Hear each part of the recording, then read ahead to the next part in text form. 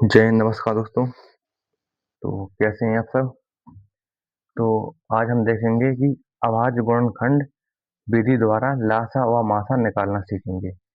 Simple Lasa सबको निकाल लेता है। हम कहें 10, 20, 30 का लासा निकालो, तो ऐसे तो सभी कोई निकाल लेता है।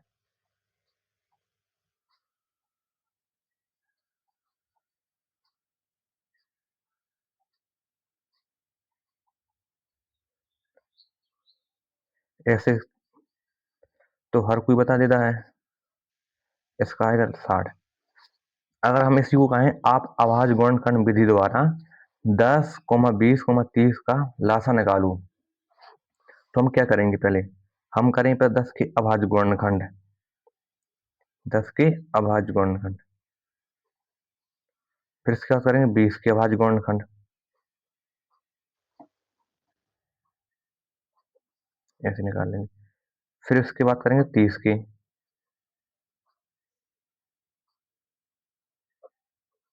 ये हुए। अब इनको एक साइड लिख लेंगे अपन। कितना आया? 2 गुणा 2। पहले वाला 2 गुणा 5। Sorry sorry. अब एक यहाँ कितना है? 2 गुणा 2 गुणा 5। अब यहाँ कितना है? 2 गुणा 3 गुणा 5। पहले हम निकालेंगे इनका लासा, यानी अभाज्य गुणनखंड विधि द्वारा। फिर इसी का बताएंगे हम मासा भी। अभी देखो, पहले इसका निकालेंगे लासा। लासा में पहले जो होती है, जो कॉमन होता है, उनको लिख लो पहले। एक, एक 3 लिख लो। इसमें 5 क्या कॉमन है? एक 5 लिख लो। अब इसके बाद जो बचता है उसको भी लिख लो। अब बचा क्या? 2 बचा, एक 3 बचा। बस इनका गुणा करा दो। 2 पंचे 10 गुणा 3 दूनी 6, 10 6 का 60। यहाँ भी कितना आया था अपना? 60। तो यहाँ भी कितना आया? यहाँ भी 60 आया। अगर हम इसी को बोलें कि आप 10, 20, 30 का निकालो मासा, तो मासा में क्या करते हैं अपन?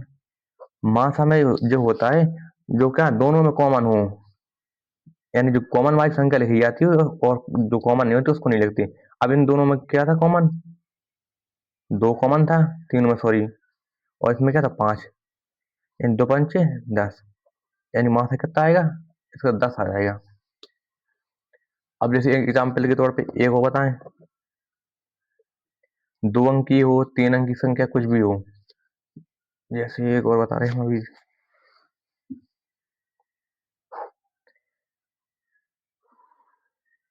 20, 80, 100। इसका पहले निकालना अपन को निकालेंगे अपन क्या?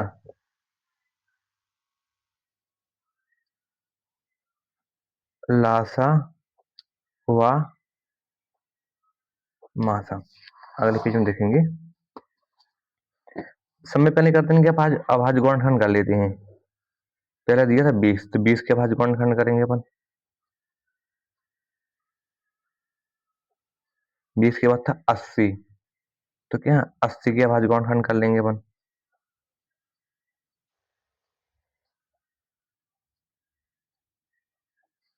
80 के बाद था 100,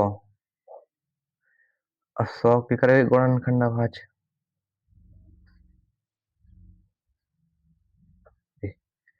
अब इनको एक नीचे लिख लेंगे कॉलम में। 2 कितनी बार आया? 2 बार। 2 2 बार लिख लो। 5 के बार आया? 1 बार। अब इसमें देखो 2 के बार आया? 4 बार। तो 2 को 4 बार लिखो। और 5 के बार आया? 1 बार। अब इसमें 2 के बार आया? 2 बार। 5 के बार आया? 2 बार। ठीक है। पहले निकालेंगे हम इसका, क्या निकालेंगे? लासा। अब जो तीनों में कॉमन होगा, देखो तीनों में कॉमन क्या है? 2 इसमें भी, 2 इसमें भी, 2 इसमें भी। ये तीनों में क्या? 2 2 हैं। अब इसमें देखो, इसमें भी तीनों में क्या? 2 2 हैं। तो 2 बार 2 लिख लेंगे। अब इसके बाद कॉमन देखो क्या है? इन तीनों में भी 5 5 है, तो एक 5 लिख लेंगे। अब बचा कौन? एक 2 बचा है, एक 5 बचा, तो लास्ट में इसको भी लिख लो। अब गुणा करा लो। 2 दूनी 4, 4 पंचे 20, 20 दूनी 40, और 40 पंचे 200। 200 आएगा। अब इसी का हम बोलते मासा निकालो, तो मासा में क्या करेंगे? मासा में वो होता है जो कॉमन संख्या होती है उनको लिखा जाता है, यानी जो क्या तीनों कॉलम में होंगे उनको वहाँ लिखना है। तो इसमें भी तीनों में क्या दो दो है, तो ये दो लिख लिया। अब इन दोनों में तीनों में क्या दो दो है कॉमन, वो सॉरी तीनों में कॉलम में, तो ये तीन लिख लिया। फिर मल्टीप्लाई लगा दिया। अब एक पाँच कॉमन था तो पाँच लिख लिया। दो दूनी चार, चार पंचे 20, इन मासा बराबर 20 आ जाएगा। इसी प्रकार हम मासा लासा निकाल सकते हैं। इसके अलावा किसी को कोई डाउट हो तो पूछ लेना, कमेंट कर देना।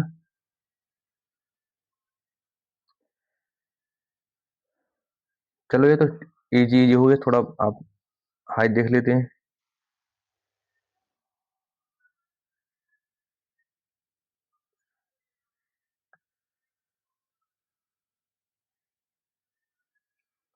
चलिए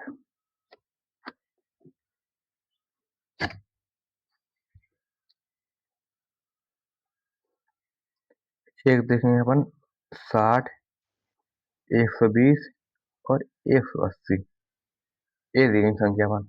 इनको निकालना अपन का लासा और मासा।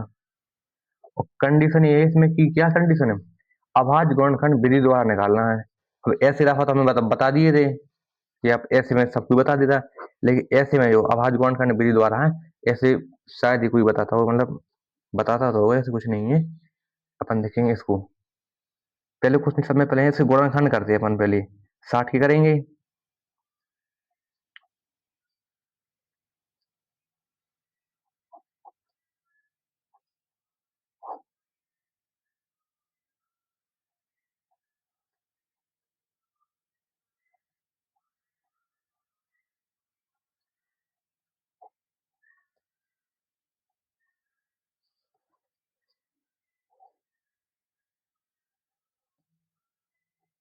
45, 3 से देंगे 15, 3 से देंगे 5, 5 से देंगे 1। अगर शायद आपको दिख नहीं रहा होगा यहाँ पर, चलो मैं अगले पेज में बता दूंगा। 60 का अपन गुणनखंड किए, दो दो बार आया, एक 3 बार, एक 5 बार।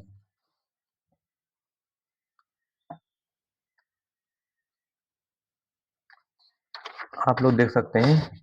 और 120 की केस दो 3 बार आया है, एक 3 बार, एक 5 बार। दो 3 बार और तीन एक बार और पांच एक बार। इसके बाद आया अपना दो 2 बार और तीन एक बार, पांच 2 बार।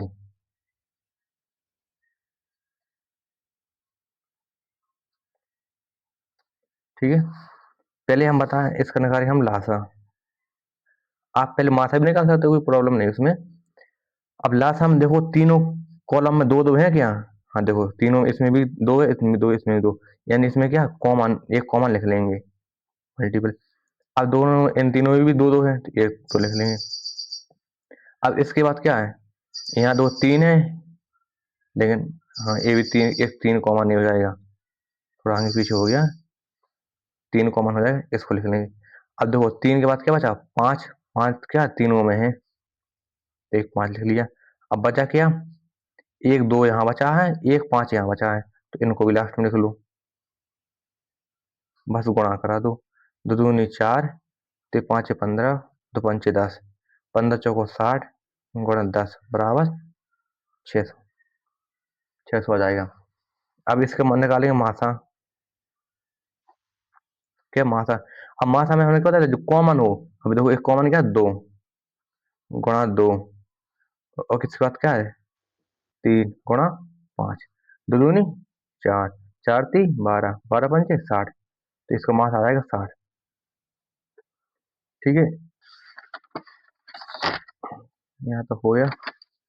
अब इस कोई बात, हम आपको कुछ दूंगा करने के लिए, आप लोग कमेंट में जरूर बताना है। सभी को आवाज गौण विधि द्वारा निकालना है।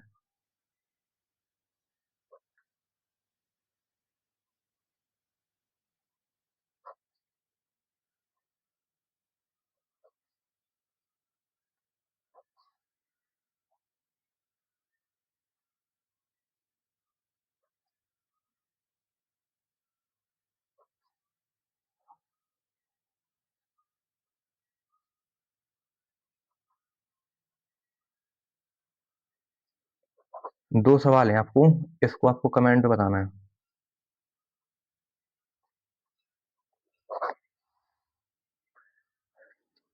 चलिए देखते हैं आगे। और अगर आपको समझ में आया, अच्छा लगा हो तो कमेंट में जरूर बताएं और लाइक जरूर करें। धन्यवाद।